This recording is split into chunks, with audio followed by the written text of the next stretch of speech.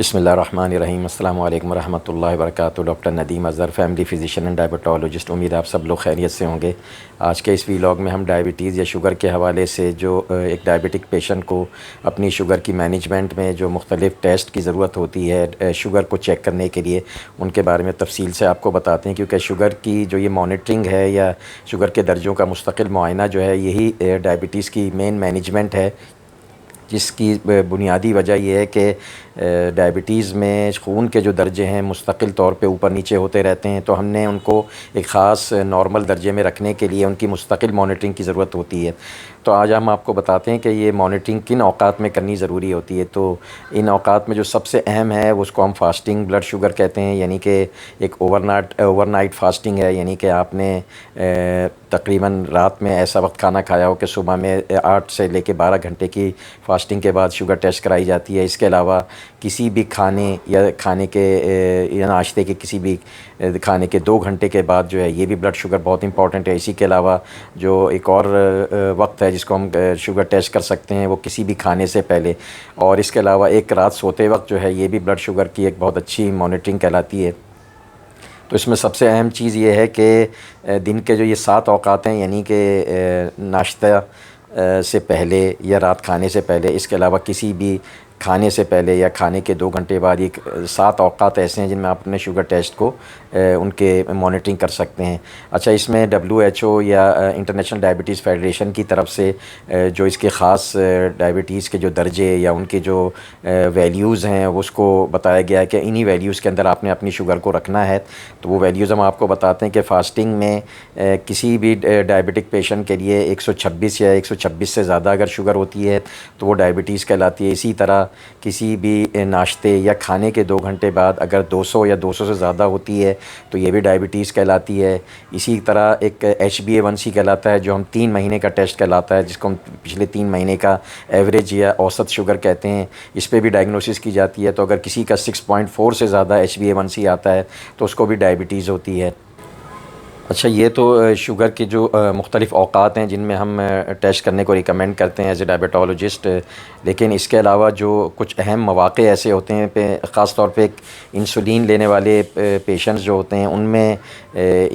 Diabetes में ऐसे दर्जे आगे पीछे होते हैं, यानी कि उसमें फ्लक्चुएशंस बहुत ज़्यादा होती हैं, कभी बहुत ज़्यादा बड़ी कभी बहुत कम हो जाती हैं। तो ऐसे डायबिटिक पेशेंट जो इंसुलिन इस्तेमाल करते हैं उनको ज़्यादा औकात में रिकमेंड किया जाता है। लेकिन आम तौर पे जो डायबिटिक पेशेंट जिनकी शुगर कंट्रोल एवरेज यानी कि दरमियानी रहती है, तो वो हफ़्ते में 1 मरतबा या 1 से 2 मरतबा भी अपने शुगर के जो भी औकात हैं उनमें से किसी भी वक्त में वो अपना उसका दर्जे उसको मॉनिटर करके उसको बाकायदा उसको लिखें, ताकि अपने डायबिटीज़ के डॉक्टर से उससे डिस्कस करें। अच्छा, इसके अलावा कुछ ऐसे पेशेंट जिनकी बहुत ज़्यादा फ्लक्चुएशन होती है शुगर में, चाहे वो गोलियाँ ले रहे हैं चाहे इंसुलिन ले रहे हैं, तो उनको जितना ज़्यादा औकात में अपने शुगर को ज़्यादा मॉनिटर करेंगे तो उसको देखते हुए उनकी इंसुलिन या उनकी जो टैबलेट है उनको आगे पीछे करना, उसको चेंज करना, उसमें रद्द बदल करना बहुत आसान हो जाता है, ताकि उनकी शुगर को एक ख़ास ऐसे दर्जों में रखा जाए जिसको हम नॉर्मल या सेहतमंद दर्जे कहते हैं। अच्छा, शुगर में जो हम सबसे अहम चीज़ होती है उनके डायबिटीज़ को मुस्तकिल कंट्रोल में रखें, तो कुछ ऐसे मौक़े होते हैं या कुछ ऐसे हालात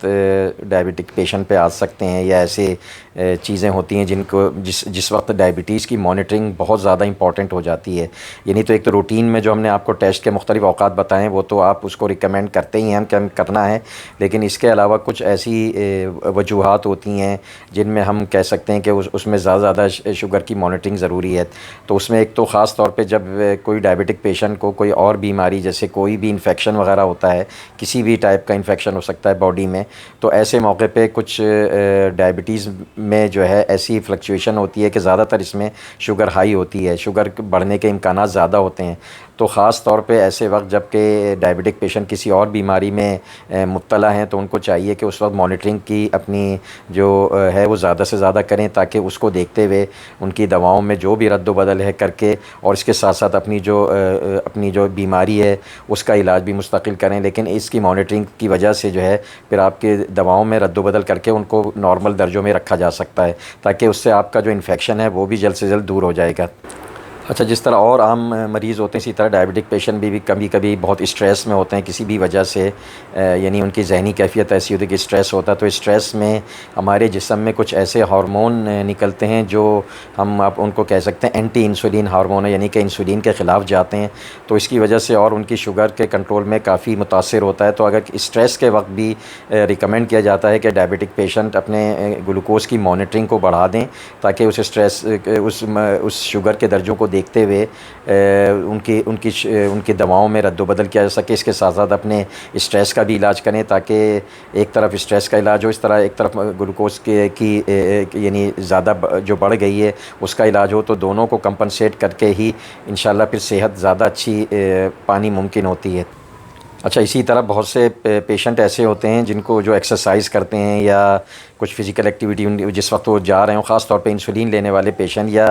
टैबलेट लेने वाले भी पेशेंट, तो एक्सरसाइज़ की वजह से कभी कभी क्योंकि आप फ़िज़िकल एक्टिविटी करते हैं तो इससे इंसुलिन की सेंसिटिविटी ज़्यादा अच्छी हो जाती है, बेहतर हो जाती है। तो ऐसे में हाइपो होने का यानी कि शुगर की लो होने का इम्कान बहुत ज़्यादा होता है। तो इसको मद्देनज़र रखते हुए तो सबसे बेस्ट यही है कि आप एक्सरसाइज पे जाने से पहले ज़रूर अपनी शुगर के लेवल को देखें कि अगर वो शुगर के लेवल कम है तो उसी हिसाब से आप कुछ ऐसा खा पी के जाएंगे या उसी हिसाब से फिर आप एक्सरसाइज करने जाएंगे। और अगर उसके लेवल जो हैं ज़्यादा बढ़े हुए हैं तो उसके हिसाब से फिर आप अपनी दवा को आप इजाफ़ा कर सकेंगे अपने डॉक्टर के मशवरे के मुताबिक।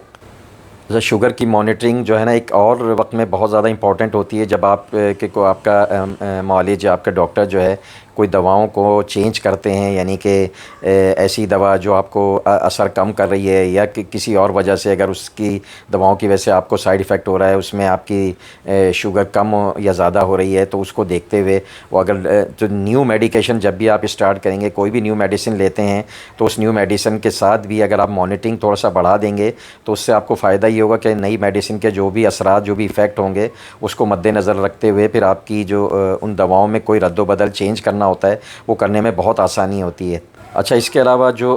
पेशेंट बहुत से ऐसे होते हैं कि जब वो अपनी डायबिटीज़ की मैनेजमेंट कर रहे होते हैं ट्रीटमेंट से, यानी मेडिकेशन से, डाइट से या एक्सरसाइज जिस तरह से भी वो होता है, तो उसमें कभी कभी ऐसा होता है कि कुछ सिम्टम्स उनको महसूस होते हैं कि अभी सिम्टम्स ज़्यादा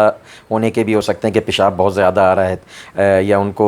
वेट लॉस ज़्यादा हो रहा है या इस तरह शुगर कम होने की अलामत है, यानी कि ठंडे पसीने आ रहे हैं। इसके अलावा दिल ज़्यादा तेज़ी से धड़क रहा है और बहुत कमज़ोरी महसूस हो रही थी। कुछ अलामत ऐसी होती हैं जो शुगर की ज़्यादा या शुगर के कम होने की अलामत होती हैं। तो ऐसे वक्त में भी जब आपको ज़्यादा कोई ऐसी अलामत महसूस होती हैं जिनमें ज़्यादा की भी हो सकती हैं, कम की भी हो सकती हैं, तो ऐसे मौके पे भी आपको चाहिए कि अपनी मॉनिटरिंग ज़रूर करें अपनी, ताकि इसको मद्देनज़र रखते हुए फिर जो भी अगर ऐसे सिम्टम्स, कई दफ़ा आप ऐसा होता है कि सिम्टम्स हो सकता है आपको गलत महसूस हो रहे हों, लेकिन वो जो आप अपनी सेल्फ़ मॉनिटरिंग करेंगे ग्लूकोमीटर पे, उससे ये चीज़ कन्फर्म हो जाएगी कि आपकी जो शुगर के दर्जे हैं वो आपकी अलामात के मुताबिक हैं या नहीं हैं। तो अब आप अपनी दवाओं को आगे पीछे करना है या उसके में रद्द-ओ-बदल करना है तो सिर्फ़ अलामात से हम नहीं कर सकते, इसके लिए लाजमी आपको मॉनिटर करना है। तो उस मॉनिटरिंग की बुनियाद पे ही हम आपकी डायबिटीज़ की मैनेजमेंट में रद्द-ओ-बदल कर सकते हैं। तो दोस्तों, ये जो डायबिटीज़ की मैनेजमेंट में जैसे आपको मैंने बताया कि मॉनिटरिंग कितनी इम्पोर्टेंट है। अव्वल तो सबसे अहम तो ये चीज़ है कि आप अपनी जो आपके डॉक्टर ने तमाम चीज़ें बताई हैं शुगर को बेहतर करने के लिए, जिसमें ख़ास तौर पे डाइट, फ़िज़िकल एक्टिविटी और दवाएं हैं, लेकिन इन सब का ताल्लुक़ इससे है कि ये सब चीज़ें आपके ऊपर बेहतर असर कर रही हैं, उसको हम कैसे मॉनिटर करें। तो इसकी मॉनिटरिंग बहुत इंपॉर्टेंट है। तो आप अपने घर में